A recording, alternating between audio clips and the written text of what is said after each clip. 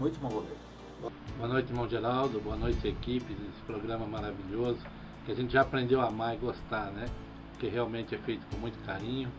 Estamos aqui, mais uma quinta-feira, né? Queria mandar hoje um abraço especial. Eu posso, Geraldo? Um abraço especial lá para minha esposa Ângela e o meu filho Moisés, que estão lá coladinho no computador, lá ouvindo o nosso programa. Você sabe, guerreira, né? Vitórias, muitas vitórias. Aí a gente tem presenciado vitórias em nossa vida, vencemos mais uma etapa.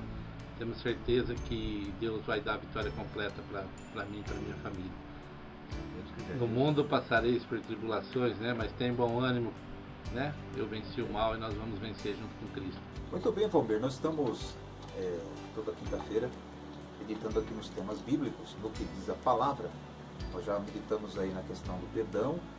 Na última quinta-feira a gente falou da oração. Exatamente. E hoje nós vamos falar um pouquinho sobre a maior promessa que nós temos na palavra de Deus. Mencionada aí por volta de 2.500 vezes esse tema em toda a Bíblia.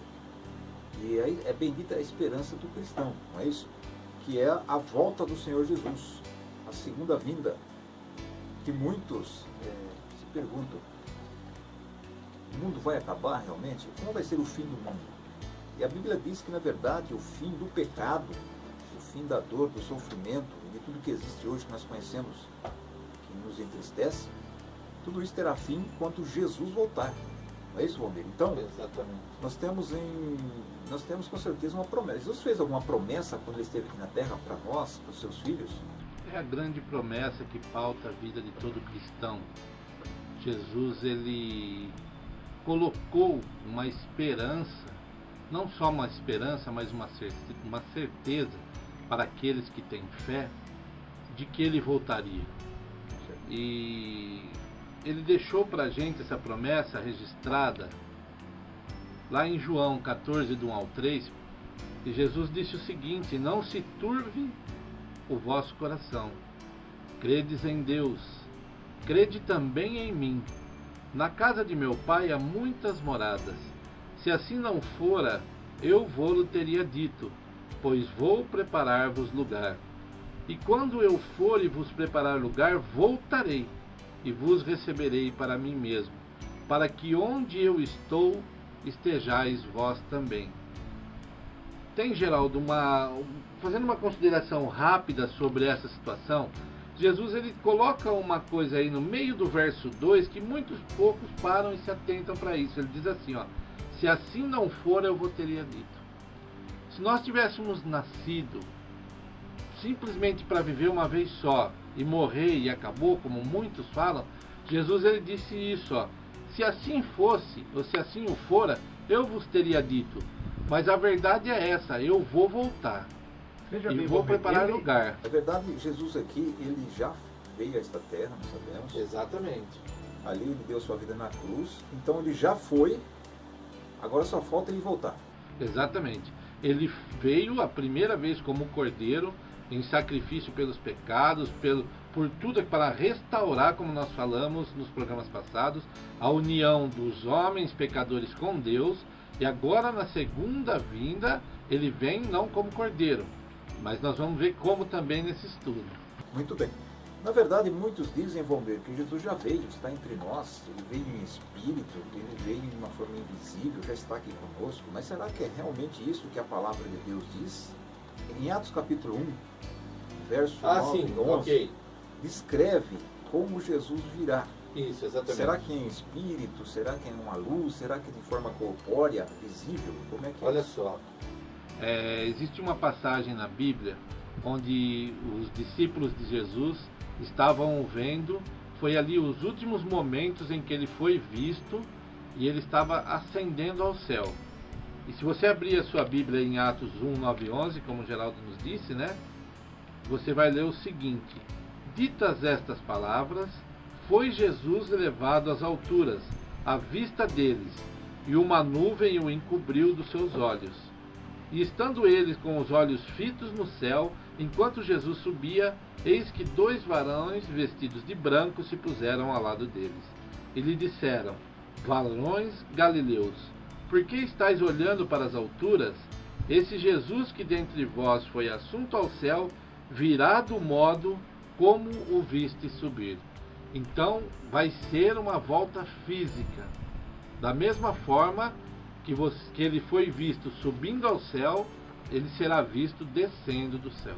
Então, na verdade, em Apocalipse 1:7, a gente ler ali, diz o seguinte, eu vou ler aqui, Valmir. Por favor, vamos lá. E confirmando que os anjos disseram aqui em Atos capítulo 1, verso 9 a 11, e como será a volta de Jesus, Apocalipse 1:7 diz assim, eis que vem com as nuvens, e todo olho o verá, até quantos o transpassaram, e todas as tribos da terra se lamentarão sobre ele, certamente, amém. Então, aqui, o próprio Apocalipse, João está dizendo o seguinte, quando Jesus voltar nas nuvens do céu, todo o olho verá. Ele não está dizendo aqui que só o olho da fé verá, mas todo o olho verá. Todo o olho. Se você vê aí, inclusive ele diz até aqueles que os transpassaram. Então, vai haver inclusive ressurreições especiais para assistir esse momento, que vai ser o momento mais glorioso já narrado na Bíblia. Ele não é uma vinda em secreta, não é uma vinda que ninguém vai perceber, não vai ser como uma sombra passando e que ninguém viu. Na realidade, ele narra como um grande espetáculo que todo o universo vai parar para assistir. Valmir, tudo que Deus faz, o diabo copia ou imita, né? Então, o diabo também vai tentar imitar a volta de Jesus, com certeza, né? Certamente. Vai falsificar, então, esse momento? Na realidade, o inimigo ele vai tentar confundir as pessoas, como a Bíblia diz, que ele pode até se transformar em anjo de luz, e ele vai tentar aí como última estratégia fazer com que a gente pense que ele é o próprio Cristo ressurreto e voltando para a terra. E se você abrir a sua Bíblia, né, Jesus deu uma advertência muito séria sobre esse tema, está em Mateus 24, 23 ao 28. Nós vamos ler aqui para que a gente possa entender. Então Jesus disse, se alguém vos disser, eis aqui o Cristo, ou ei-lo ali, não acrediteis, porque surgirão falsos cristos e falsos profetas, operando grandes sinais e prodígios para enganar, se possível, os próprios eleitos. Vede que vô-lo tenho predito. Portanto, se vos disserem, eis que ele está no deserto, não saias, ou ei-lo no interior da casa, não acrediteis, porque assim como o relâmpago sai do oriente e se mostra até no ocidente, assim há de ser a vida do Filho do Homem. E onde estiver o cadáver, aí se juntarão os abutres.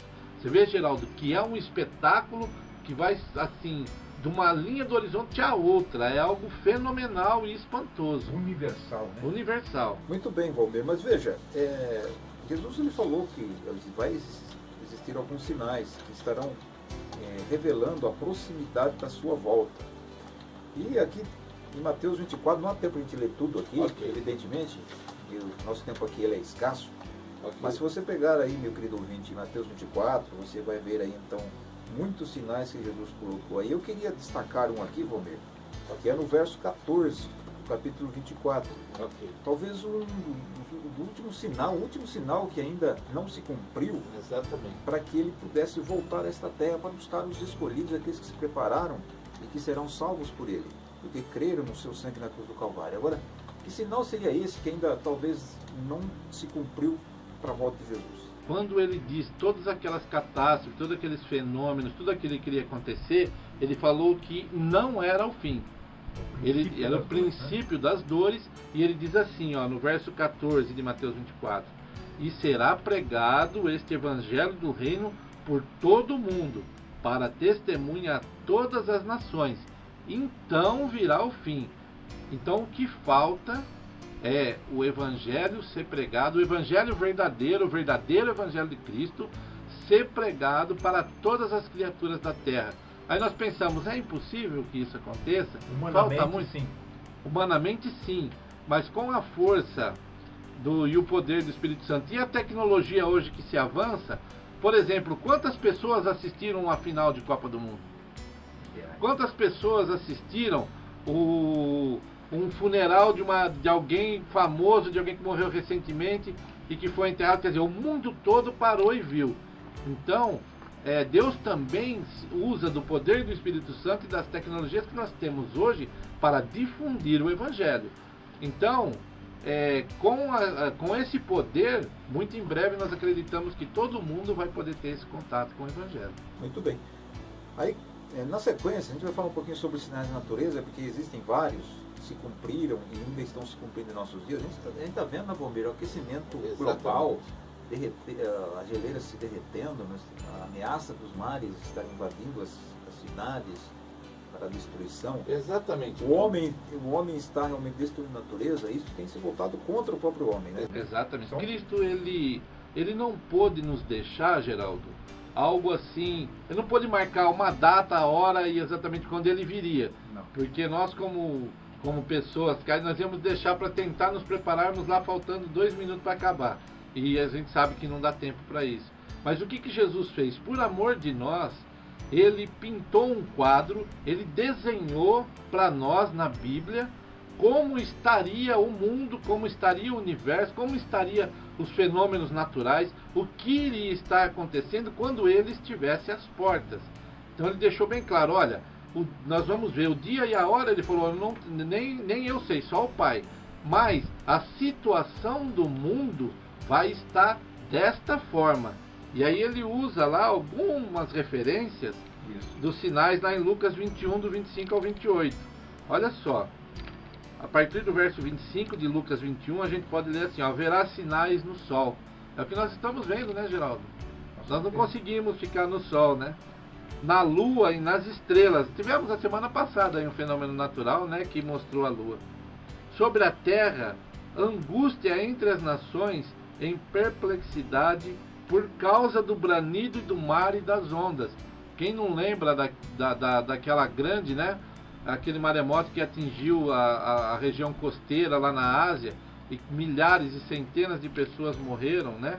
Ele diz que haverá homens, no verso 26, que desmaiarão de terror e pela expectativa das coisas que sobrevirão ao mundo, pois os poderes do céu serão abalados. Então se verá o Filho do Homem vindo numa nuvem com poder e grande glória. Ora, ao começarem estas coisas a suceder, exultai, erguei a vossa cabeça, porque a vossa redenção se aproxima. Então aqui Jesus está dizendo o seguinte, quando você começar a ver esses sinais, essas coisas, você precisa olhar para o alto. Exatamente. Pensar um pouquinho em Deus e entender que Ele está voltando. Exatamente. Está se aproximando. Nós cristãos, nós não saboreamos desastres, como as pessoas costumam dizer. Nós não achamos isso maravilhoso. Não, nós não nos maravilhamos com os desastres, com as calamidades, com tudo que está acontecendo no mundo. Simplesmente isso é um sinal que faz com que a gente perceba, para aqueles que estão com a antena ligada, para aqueles que estão ligados a Jesus e as suas promessas, isso é para nós uma forma de fundamentar e entender que tudo aquilo que ele prometeu que estaria acontecendo, está acontecendo, para que nós nos prepararmos. Então ele fala, quando isso acontecer, levante a vossa cabeça, exorta, porque eu estou próximo, o final está próximo. Como serão os homens dos últimos dias, né? Então aqui, Timóteo, 2 Timóteo 3, 1 a 5, você tem a sua Bíblia, você pode ler. Exatamente. Diz ali que nos últimos dias sobrevirão tempos difíceis. Então a gente está vendo que a economia hoje, os nossos dias hoje, são tempos difíceis. Exatamente. Então esses tempos difíceis, eles vão se agravar a cada momento. A cada passar do tempo vai ficar mais difícil. Porque isso é bíblico, é profecia. Nós temos que entender que isso nos mostra algo irreversível. O que é algo irreversível? Jesus vai voltar. Isso é uma certeza que a Bíblia coloca para nós. Nós precisamos entender isso. E aí fala que terão nos últimos dias homens de qualidades aqui, a gente vê todas negativas, né? Muita coisa ruim atuando no ser humano, né? Eu sempre falo que o ser humano, o homem sem o Espírito de Deus, é o pior dos animais, homem. Exatamente. Porque se torna irracional. É o único que mata por prazer. Mata a própria espécie, abandona o próprio filho. A gente vê, por exemplo, um animal matar, mas quando ele mata para se alimentar. Por uma necessidade. Para se alimentar, por causa do pecado, claro. Mas o homem, ele mata por prazer. Exatamente. Então, o homem sem o Espírito de Deus é uma coisa terrível. Então, isso... Ele mata por poder, ele mata por ganância. Né? Ele perdeu completamente o sentido da vida. E aí, meu querido irmão Valmir e meu amigo, aqui diz que Jesus comparou a sua vinda com a Arca de Noé. Como assim? Olha, na Arca de Noé, como nós sabemos, Noé por 120 anos pregou a palavra de Deus. E depois de 120 anos, somente 8 pessoas ingressaram na arca. Se nós olharmos para esse lado, nós vamos ver que naquela época de Noé, ele pregava e as pessoas estavam vivendo as suas vidas normalmente. Noé pregava e eles não ouviam. Noé pregava e falava e dizia, e olha, vai haver uma grande enchente, vai chover 40 dias e 40 noites, isso vai alagar a terra, as pessoas vão morrer, e ninguém acreditou. Por isso que Jesus usou o exemplo para mostrar que hoje, no nosso dia a dia, ele usa Ló também, nessa passagem, né? Que Ló também pregou, mas só quando ele saiu da cidade é que aconteceu aquela chuva de fogo do céu que destruiu Sodoma e Gomorra. Então ele usa esses dois exemplos para mostrar que a humanidade não está dando ouvidos para as advertências de Deus. Veja bem, Valmir, o que a gente vê aqui é as pessoas desacreditando na palavra de Deus. Porque Noé, ele foi um porta-voz do céu naquela época, nos seus dias, para pregar uma mensagem. Porque, veja bem, uma mensagem de salvação, como só que naquela época não chovia.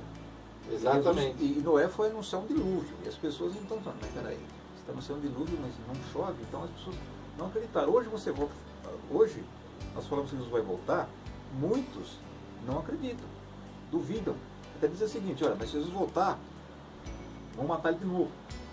Só que a gente sabe que agora Jesus ele não vem como uma criança. Ele não vem como um cordeiro, ele não vem, né? Exatamente. Ele vem como Rei dos Reis, Senhor dos Senhores. Ele nem vem pisar na terra, vai ficar nas nuvens do céu. Mas vamos lá. Agora, Valmir, muitos têm marcado a data da volta de Jesus. Como é que essas pessoas têm realmente obtido êxito em marcar datas? Não. Jesus, ele disse, ficou bem claro, né? A gente citou alguma coisa, mas vamos fundamentar o que a gente disse na Bíblia, que é isso que a gente faz no programa, assim diz a palavra, né? Mateus 24:36 diz: mas a respeito daquele dia e hora ninguém sabe, nem os anjos dos céus, nem o Filho, senão o Pai.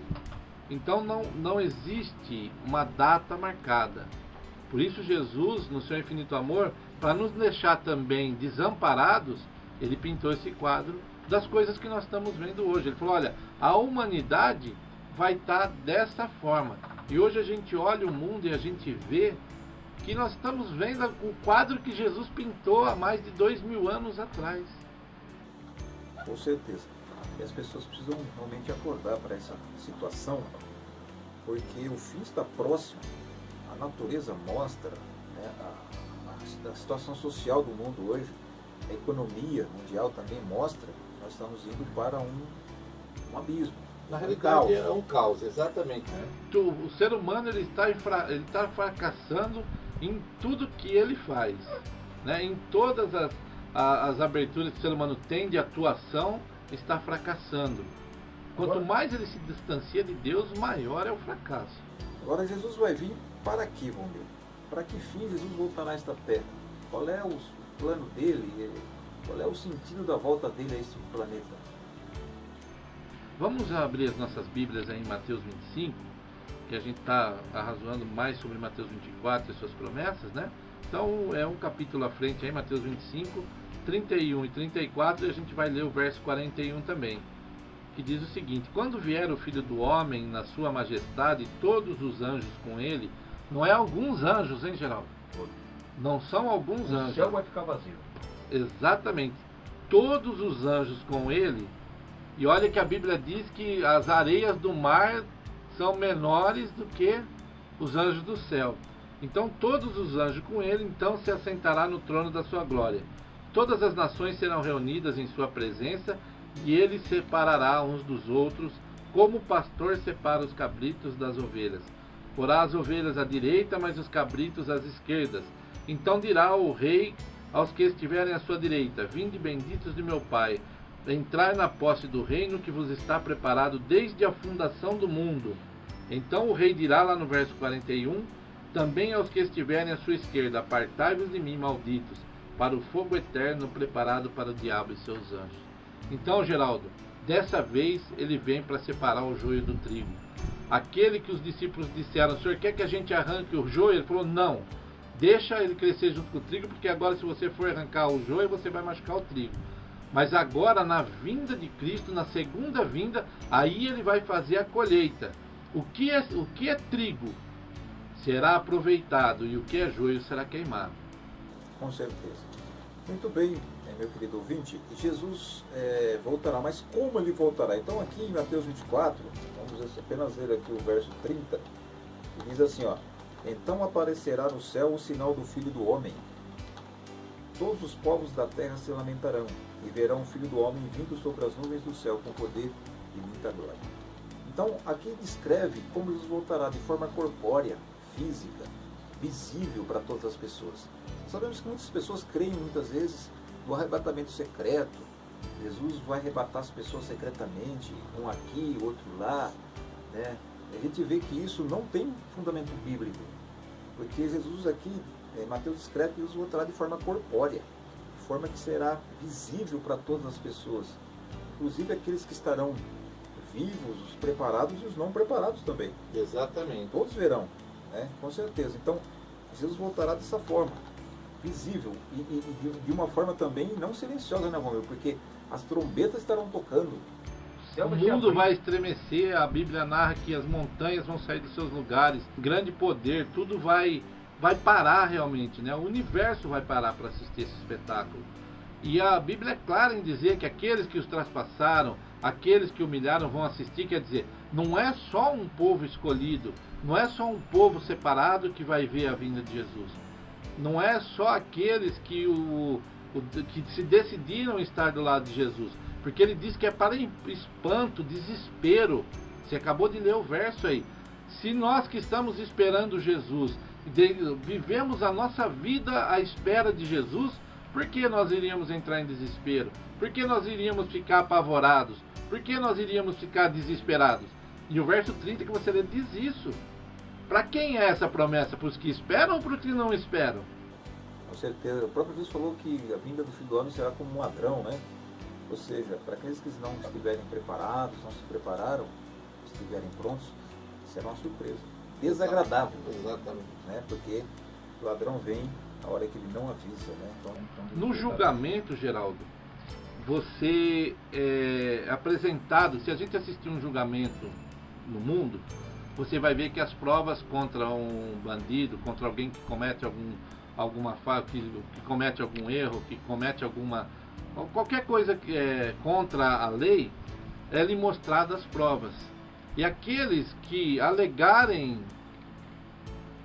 para Jesus no julgamento, que não tiveram oportunidade, eles vão ter a chance de presenciar quantas vezes lhe foi oferecido o Evangelho, quantas vezes e quantas pessoas o tentaram trazer para Jesus e ele disse não. Preferiram continuar no pecado.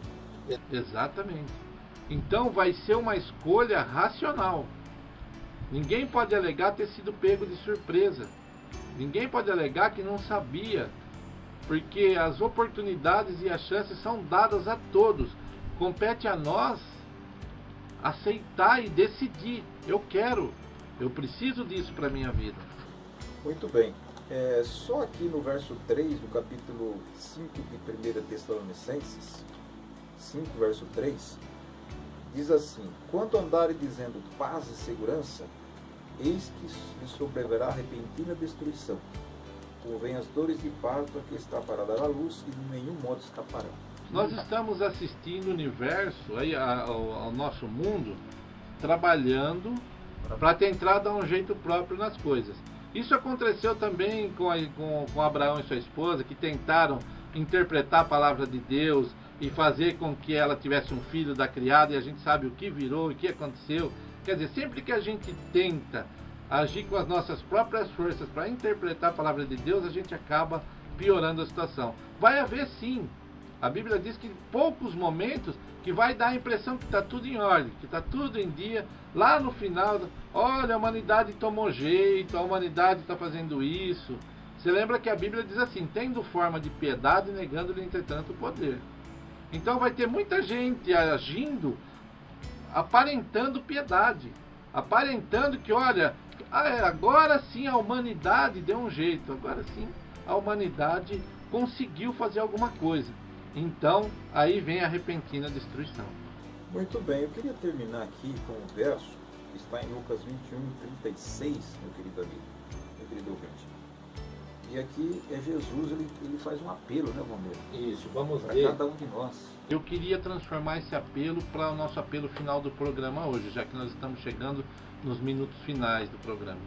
Nós vamos ler o verso, o Geraldo vai fazer as considerações, depois nós vamos fazer a oração final. Então, olha só o que Jesus tem para... Eu queria que você tomasse essa palavra aí na sua casa, você que está nos ouvindo, como a palavra que Deus deixou para você essa noite.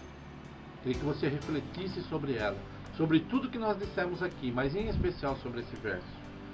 Vigiai, pois, a todo tempo, orando para que possais escapar de todas essas coisas que têm de suceder e estar em pé na presença do Filho do Homem.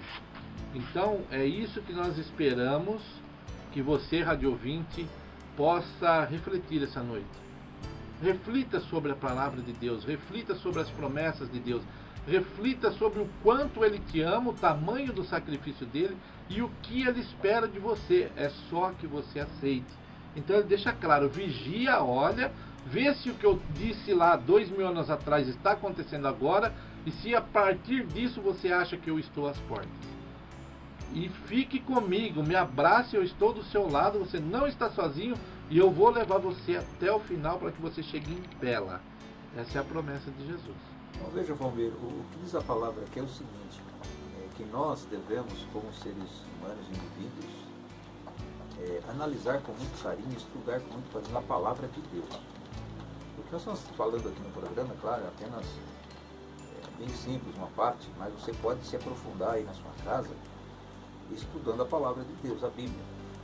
Porque esse tema ele é bem imenso, profundo, é bem denso, você pode procurar na palavra de Deus, tem muita coisa para você estudar. Mas uma certeza que nos diz aqui é o seguinte, Jesus vai voltar. E que o tempo do fim é hoje. Então nós estamos vivendo esse tempo do fim. Exatamente. Eu costumo dizer na minha pregação assim, ó. Se você estiver preparado, Jesus vai voltar. Se você não estiver preparado, vai voltar do mesmo jeito. Com certeza. Como você prefere estar? Preparado ou despreparado? Entender os sinais de Cristo ou ser pego de surpresa? Vamos orar? Geraldo, eu orei no programa passado, então por favor. Lembrando, né, eu queria mandar um abraço fraterno para a Nilceia, seu marido Amarildo, para a Dayana, para o Robson e para a Bruna. Nilceia, estou orando por você, viu? Eu quero que na próxima quinta-feira você liga aqui e diz que você melhorou hoje ainda, tá bom? Um forte abraço para você, o nosso irmão Geraldo vai orar agora. Senhor nosso Deus, estamos diante de nossa vida, vivendo os últimos dias da história deste mundo. Estamos no tempo do fim. E vemos tantas coisas acontecer, tantos sinais se cumprirem em nossa vida, na natureza, na economia, enfim, Senhor, no mundo político, religioso.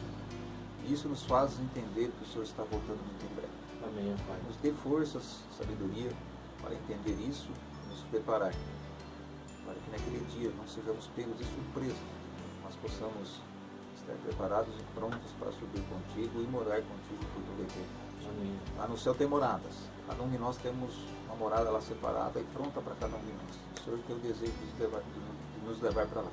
Por favor, nos ajude a ter esse desejo também de subir contigo. Te pedimos em nome de Jesus. Uma boa noite aos rádios ouvintes. Continue aí com o nosso irmão Geraldo no momento de paz. E eu me despeço aqui. Até a próxima quinta-feira.